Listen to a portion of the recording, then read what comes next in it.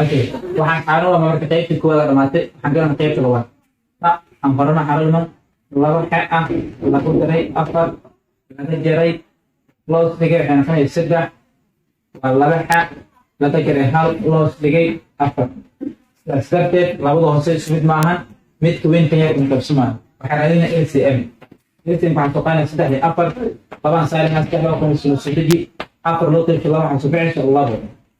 نختار عندنا سلاح لو كنا نسوي جدي الله لو قاعد تبيع هال ماشي حصار سلاح أنا صاري مثلا سلاح تبيع هال هل كان يفيش جدي وحاليا نقاس لو سلاح أو لو كنت أفر سلاح رفع تغني لو يعني مركز لو أنت تروح تفيش وكم لو تفيشه إن سوق تغني لو حاليا نقاس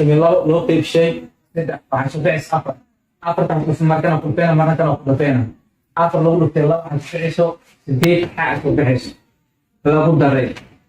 toban laba loo qeybshay afarta saddex loo qeybay waxaad ficayso afar soo bixismo afarta afrikana afar waxaad ku bixayso toban iyo lix calaamadan waa ka jar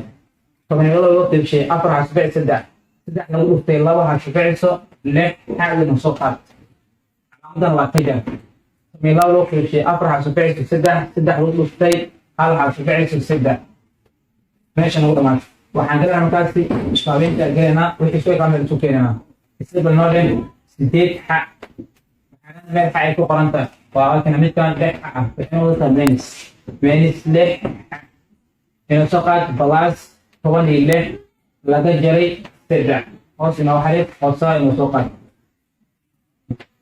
kibacda waxaa dhanaa markaasi sideed iyo lix maxaa dhexeeda ka jar intuu waxaa qorsan balaas